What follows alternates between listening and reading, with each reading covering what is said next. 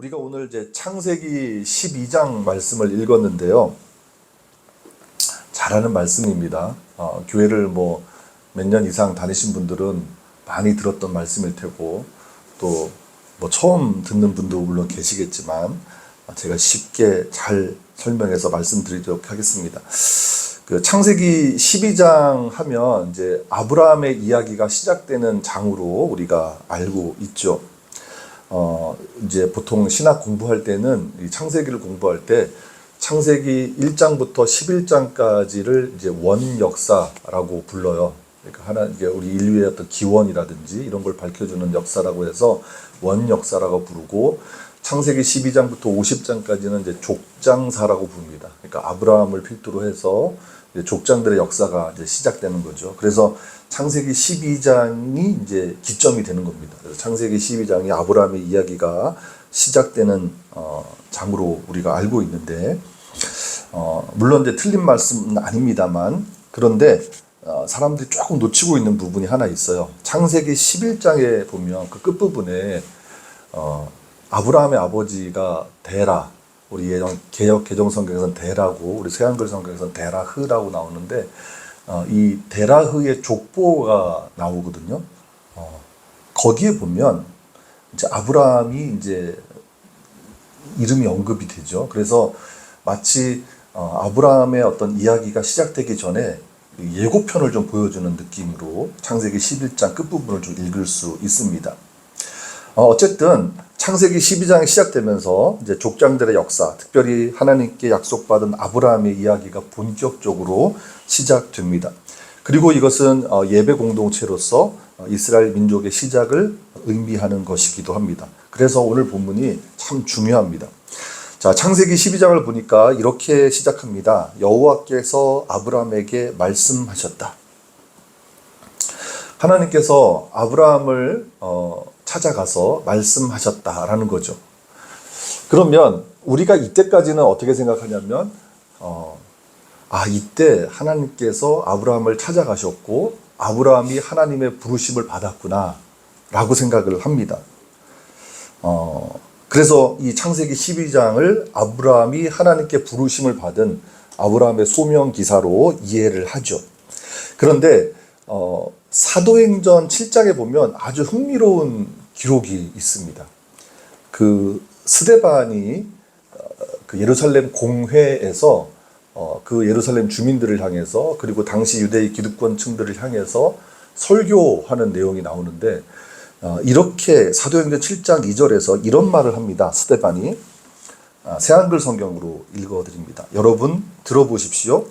영광의 하나님이 우리 조상 아브라함에게 나타나셨습니다. 그가 하란에 자리 잡고 살기 전 아직 메소포타미아에 있을 때였습니다. 이런 말씀이 있어요.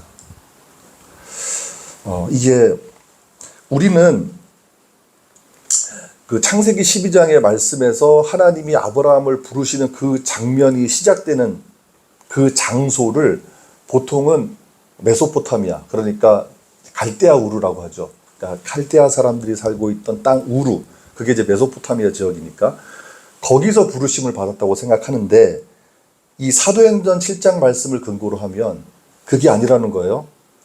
하나님께서 아브라함이 하란에 있을 때 한 번 부르셨고, 그리고 메소포타미아에 있을 때 한 번 부르셨고, 그리고 하란에 있을 때 두 번 부르셨다는 거예요. 한 번 더 부르셨다는 거예요. 다시 찾아오셨다는 겁니다. 물론 사도행전 7장을 근거로 했을 때 그렇게 이해할 수 있다는 얘기입니다.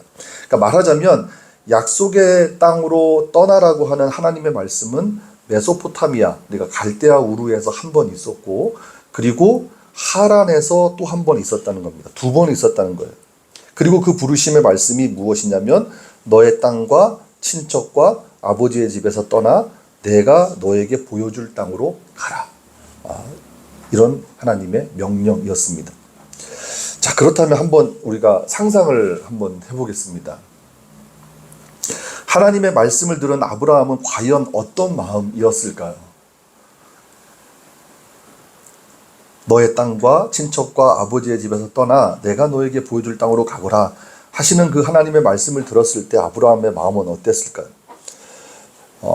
스데반의 설교와 같이 이렇게 이제 같이 연결해서 생각해 보면 첫 번째 부르심은 하란이었고, 메소포타미아였었고, 그리고 두 번째 부르심이 하란에 있었던 겁니다. 그러니까 메소포타미아, 갈다 사람들이 살고 있던 그 땅 우르에 살고 있을 때 하나님이 너의 고향과 친척과 아버지의 집을 떠나서 내가 너에게 보여줄 땅으로 가라 말씀하셨어요. 그래서 떠났습니다. 그때 떠날 때는 아브라함이 그 자기 아내, 뭐 조카, 뭐 그다음에 자기 식솔들 다 데리고 갔는데 아버지까지 같이 모시고 갔다는 거예요. 자기 형제들까지. 그렇게 가서 하나님께서 보여주신 땅으로 간 게 아니라 하란으로 간 거예요. 하란. 그러니까 하란에서 이제 멈췄다고도 볼 수 있는데 더 정확하게 표현하면 하란으로 방향을 바꾼 겁니다. 그 아브라함이 본래 살고 있던 땅, 그 칼데아인들의 우르라고 하는 것은 메소포타미아 지역은 지금의 이라크예요. 그리고 하란은 지금의 튀르키예 지역입니다. 그러니까 직선거리로 한 1000km 정도 된다고 해요. 그리고 가나안까지도 그 갈대아 우르에서 가나안, 지금의 팔레스타인으로 가는 것도 직선거리로 1000km 정도 되는데 방향이 다릅니다. 하란은 북쪽으로 올라가야 되고, 그리고 이 팔레스타인은 약간 남서쪽으로 내려가야 돼요. 그래서 하란을 거쳐서 만약에 이 팔레스타인으로 가게 되면 한 1600km 정도가 나와요. 엄청 돌아가는 거거든요. 그러니까 하나님께서 보여줄 땅은 팔레스타인 가나안인데 하란으로 갔습니다. 방향을 바꿨어요. 아마도 그러니까 상상해 보는 겁니다. 이렇게 방향을 바꾼 이유가 무엇일까? 하나님께서 부르셨는데 왜 이렇게 방향을 바꾸었을까? 상상을 해보니까 아버지 데라의 어떤 의견이 반영되지 않았을까? 추측입니다. 제 추측이에요. 그렇게 생각이 돼요. 왜냐하면 하나님께서 보여주신 땅 가나안은 알 수 없는 땅이에요. 요즘 아이들 표현으로는 듣보잡 땅이란 말이에요. 한 번도 들어보지도 못했고 거기에 사람도 뭐 산다는 이야기도 못 들어봤던 아주 척박한 땅이란 말이에요. 그리고 길도 멀었고. 근데 하란은 상대적으로 익숙한 땅이에요. 왜냐하면 하란은 그 당시에 문명도시였단 말이에요. 메소포타미아도 문명도시였지만. 그래서 생활의 기반을 다질 수 있는 도시였기 때문에 아브라함의 아버지 데라의 입장에서는 최선의 선택을 한 거예요. 자, 그러나 하란은 하나님의 뜻이 아니었습니다.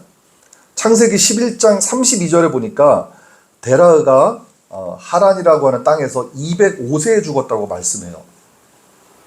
205세. 그리고 창세기 11장 26절에 보면 데라가 아브라함을 70세에 낳았다고 말씀합니다. 근데 아브라함이 이 하란을 떠날 때 나이가 75세였거든요. 그러면 이렇게 계산을 해보니까 아버지 데라는 아브라함을 떠나보내고 60년을 더 살았어요. 그러니까 아브라함과 아버지 데라는 항상 같이 살다가 60년이라는 세월을 떨어져 살았다는 거예요. 그러니까 아브라함 입장에서는 아버지 데라를 떠난 거예요. 75세 나이에. 그러면 떠날 때 그 아버지 데라가 노인이잖아요. 걱정이 안 될 수가 없죠. 그리고 이렇게 한번 상상해 보십시오. 아브라함이 그 갈대아 우르를 떠나서 하란에서 정착하는데 거기서 하란에서 정확하게 몇 년을 살았는지는 우리가 성경에서 기록이 없으니까 알 수는 없지만 그 하란에 있는 동안 집을 짓고 땅을 일구면서 삶의 터전을 만드는 과정이 있지 않았겠습니까? 그냥 가만히 있지는 않았을 거 아니에요. 메소포타미아를 떠나서 그곳에서 나름대로 안정된 삶을 이어가려고 노력했을 거예요. 어쩌면 그 하란을 제2의 고향으로 생각하면서 남은 인생을 설계했는지도 모르겠습니다. 바로 그런 상황에서 하나님께서 아브라함을 또 부르시는 거예요. 떠나라. 여기는 내가 원하는 것이 아니야. 떠나라고 또 말씀하시는 겁니다. 게다가 이번 부르심에는 하나님의 약속도 있었습니다. 2절을 한번 보십시오. 너를 큰 민족으로 만들고 너에게 복을 내려 너의 이름을 떨치게 해주마. 그러니 너는 복이 되어라. 아브라함을 통해서 민족을 이루시겠다는 말씀입니다. 그런 약속이에요. 그리고 당신이 예비한 복을 줄 것이고 아브라함의 이름을 세상에서 크게 만들어 주시겠다고 약속하는 겁니다. 얼마나 놀라운 약속입니까?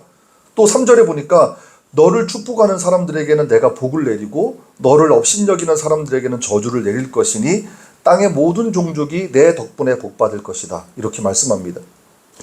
사실 아브라함은 이런 복은 상상하지 못했을 거예요.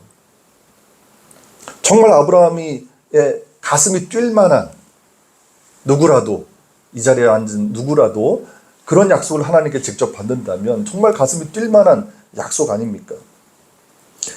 그러나 여러분, 이런 약속을 받았지만 아브라함의 처지를 한번 생각해 보십시오. 하나님의 약속이 정말 크고 놀랍기는 하지만 떠나라고 하시는 하나님의 말씀은 절대 따르기가 쉽지 않습니다. 우선 애써 만들어 온 생활의 터전을 버려야 하는 일입니다. 그렇죠. 메소포타미아의 우르를 떠나서 하란에 정착하는 과정에서 우여곡절이 많았겠죠.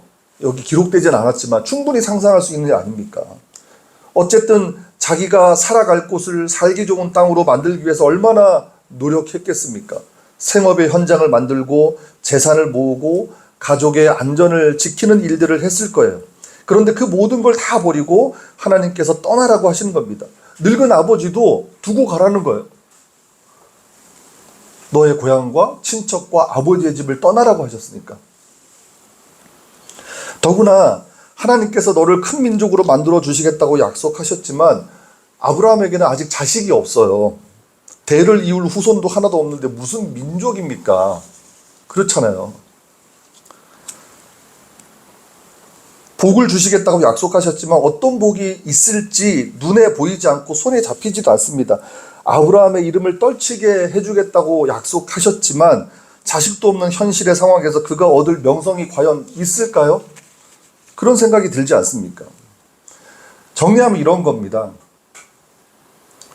하나님께서 주시겠다고 하는 것은 아브라함에게는 보이지 않는 미래예요. 보이지 않는 미래. 확실한 미래가 아니라 아득하고 뚜렷하지 않은 미래입니다. 그렇기 때문에 지금 가지고 있는 것을 버리고 떠난다는 것은 결코 쉬운 일이 아닙니다. 한번 우리가 아브라함의 자리로 가서 생각해 보십시오. 우리가 애써 만들어 왔던 것들, 그 익숙한 것들을 다 버리고 가라는데 그러면 우리가 그 가야 하는 곳에 그만한 어떤 보상이 있는지 확실치가 않은데 어떻게 그거를 버릴 수 있겠습니까? 떠날 수 있겠습니까? 쉽지 않은 거죠. 하지만 아브라함은 떠났습니다. 떠났어요. 근데 우리가 제가 이제 앞서서 창세기 11장 그리고 사도행전 7장을 근거로 했을 때 하나님께서 메소포타미아에서 아브라함을 부르셨는데 아버지를 떠나서 이제 아버지와 함께 갔단 말이에요. 근데 하나님께서 약속하신 가나안 땅이 아니라 하란에 먼저 정착을 했어요. 그때 그리고 하란에서 또 부르신 거잖아요. 결국 하란을 떠났지만 그거를 이렇게 생각을 하면 아브라함의 되게 인간적인 모습이 저는 보이더라고요. 메소포타미아에서 바로 간 게 아니라 하나님이 가라고 하시니까 일단 출발은 하는데 아버지를 떠나는 것도 좀 쉽지 않을 것 같고 그 가나안 땅 잘 모르겠는데 하란이 좀 더 살기 좋은 땅인 것 같고 인간적인 생각이 들었을 것 같아요. 근데 어쨌든 아브라함은 떠났습니다. 4절에 보니까 아브라함은 여호와께서 그에게 말씀하신 대로 갔다 말씀합니다. 현재 누리고 있는 것들을 버리고 포기하는 일이었지만 하나님의 말씀을 따라 움직였습니다. 앞으로 펼쳐질 미래가 손에 잡히지 않았지만 하나님께서 말씀하신 대로 떠났습니다. 아브라함은 믿음을 보여준 거예요. 그게 믿음이죠. 믿음이잖아요. 믿음으로 떠난 거예요. 믿음으로. 그 믿음이 무엇입니까? 보이지 않아요. 확실치 않아요. 불안해요. 근데 떠났어요. 믿음으로 떠났어요. 그 믿음은 무엇입니까? 그렇게 떠나라고 하시는, 그렇게 가라고 하시는 하나님을 신뢰했기 때문이잖아요. 하나님을 신뢰하지 않는다면 떠날 수 없죠. 버릴 수 없죠.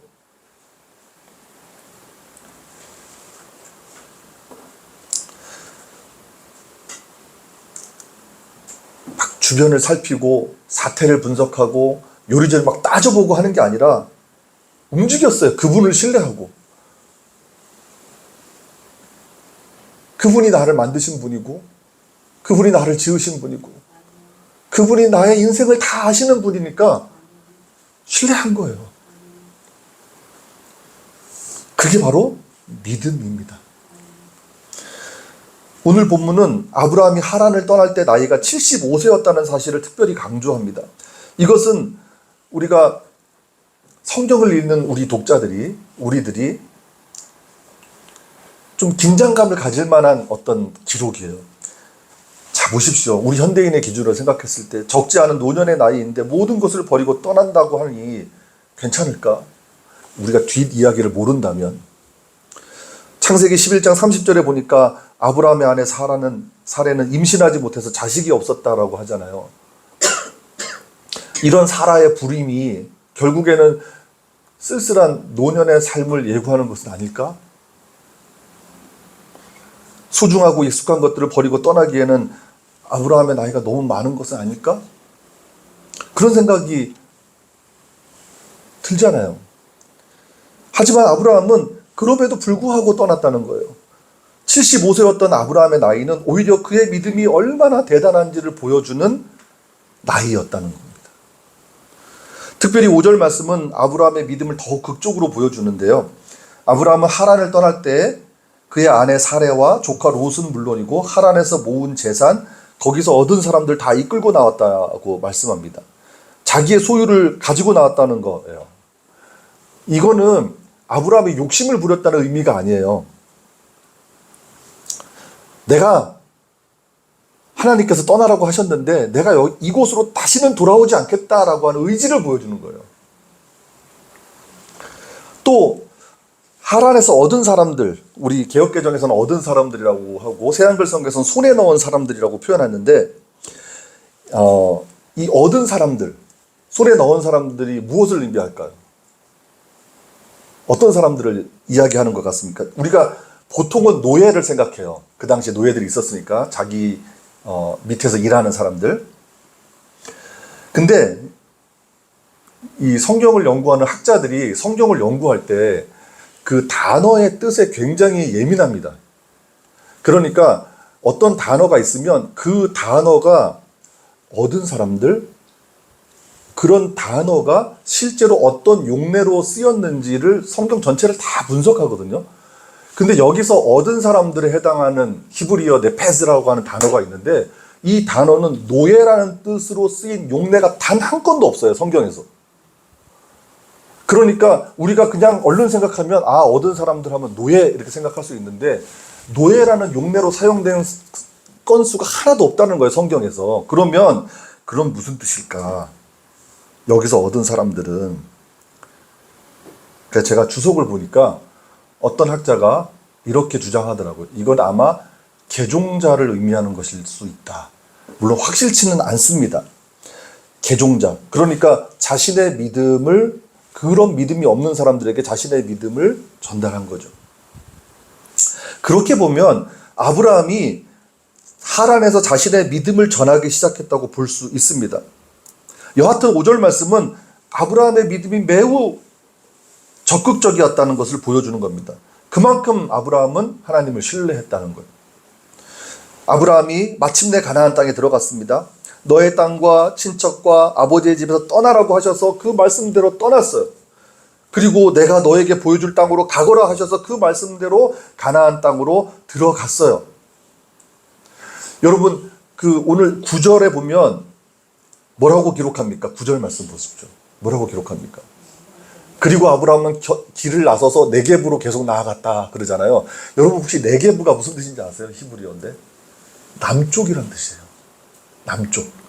그러니까 튀르키예 지금 이제 하란이라고 하는 튀르키예 지역에서 팔레스타인 쪽으로 내려갔다는 거예요.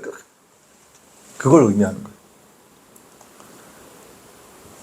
하나님께서 이미 보여주신 땅, 야, 내가 이제 너에게 살게 할 땅은 이런 땅이야. 이렇게 카달로그 만들어서 보여주신 게 아니에요. 어떤 환상을 통해서 이런 땅이야 모습을 보여주신 게 아니에요. 그 땅이 정말 살만한 땅이고 복된 땅인지 어떤 너가 좀 믿을 수 있게끔 내가 어떤 표징을 보여줄게 해서 표징을 보여주신 것도 아니에요. 몰라요 어떤 땅인지. 아브라함은 그저 그냥 하나님을 신뢰하고 그 땅을 향해서 출발한 겁니다. 우리 믿음의 여정이 이와 같습니다. 우리에게 필요한 것은 막 요리조리 따져보고 미리 계산해 보는 게 아닙니다. 우리가 살아가면서 그런 게 필요할 때도 물론 있겠지만 우리 신앙의 여정에서는 먼저 하나님을 신뢰하는 거예요. 그분이 나의 하나님이고 나의 주님이라는 것을 고백한다면 그분을 인정하고 그분을 신뢰하는 거예요. 그리고 그분이 말씀하시면 순종하는 거예요. 물론 그 여정이 쉽지는 않습니다. 어려움이 있을 수 있고요. 험난한 과정들이 있을 수 있습니다.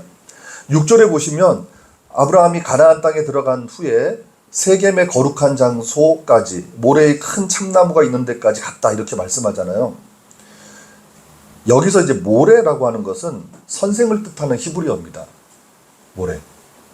그러니까 모래의 큰 참나무라고 하는 것은 그 가나안 종교의 가르침, 그 당시 이 팔레스타인 지역에 이제 우리가 잘 아는 주신이 이제 바알신 아니에요. 근데 그 다신교 사회니까 엄청난 신들이 있었을 거예요. 그러니까 가나안 종교의 가르침이 베풀어졌던 장소를 의미하는 거예요. 특별히 호세아 4장에 보면 그러니까 이스라엘 백성들이 그 옛 이스라엘 백성들이 자기 조상 아브라함이 처음에 갔던 그 가나안 땅 이제 출애굽 이후에 이제 거기에 정착하는 이제 과정들이 있지 않습니까? 그러면서 원래 그 땅에 살고 있던 원주민들을 이렇게 쫓아내고 이게 우리가 하나님이 우리에게 주신 약속하신 땅이다라고 하면서 땅을 차지하는 과정들이 있어요. 그래서 이스라엘 민족이 그 하나님이 약속하신 팔레스타인 땅을 완전히 지배하는 것은 다윗 때입니다. 그 전까지는 같이 살았어요. 그리고 뭐 지금도 이런 갈등들이 있지만 이스라엘 백성들이 그 팔레스타인 땅에 들어가서 그들이 믿던 신앙에 자꾸 오염되기 시작하잖아요. 그러면서 이방신을 자꾸 우상 숭배하는 일들이 이제 벌어지는데 호세아 4장에 보면 이런 말씀이 있어요. 참나무와 떼죽나무, 떡갈나무 아래에서 가나안 종교의 제사가 있었다는 기록이 있어요. 호세아 말씀에 호세아 그 4장 13절에 보면. 그러니까 말하자면 모래의 큰 참나무라고 하는 것은 그런 이제 배경에서 보면 우상 숭배의 자리였던 거예요. 그러니까 6절의 말씀은 아브라함이 약속을 받고 들어온 땅이라고 할지라도 그곳에서 많은 어떤 영적인 공격, 유혹, 그리고 어려움이 있을 수 있다는 것을 보여주는 어떤 상징적인 의미입니다. 그런데 보십시오. 아브라함이 그 우상 숭배의 자리에서 어떤 행동을 취하고 있습니까? 바로 그곳에서 제단을 만들었어요. 하나님을 알지 못하는 가나안 사람들의 땅에서 하나님께 믿음을 고백했어요. 거짓된 가르침이 선포되고 우상을 숭배하는 자리에서 살아계신 하나님을 예배했어요.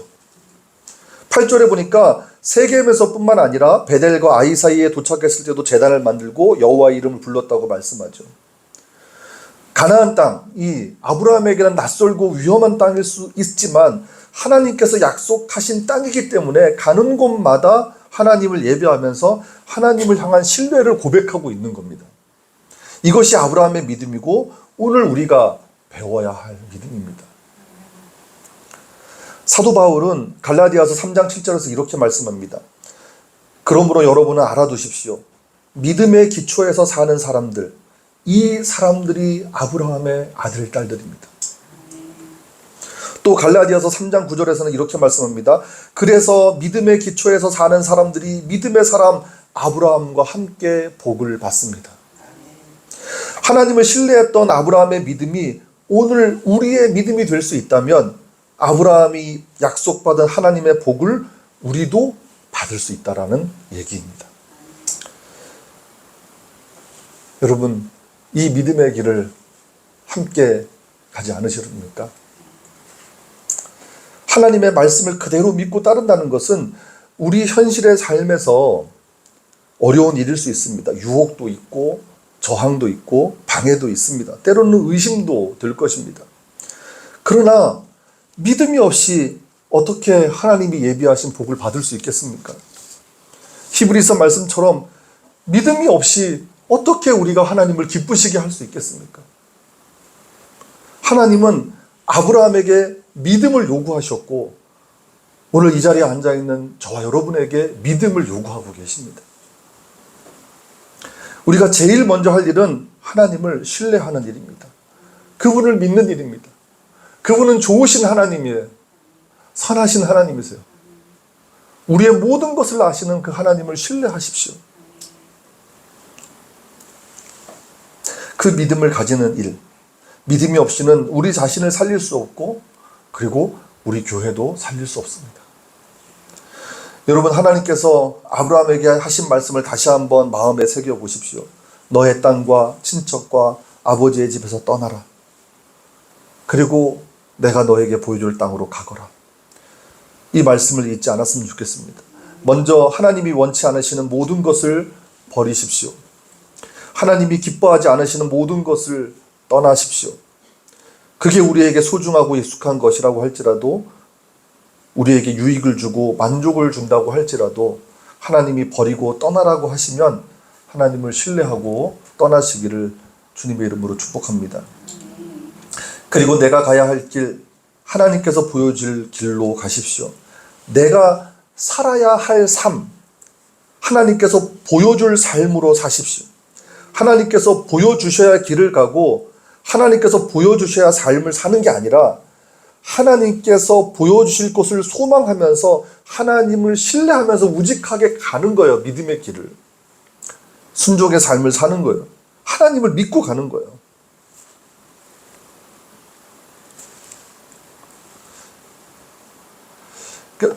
저희가 이제 자녀를 키워보면 그 어린 자녀들이 부모를 신뢰하니까 부모를 따라가잖아요. 위험한 것도. 신뢰하면 따라갑니다.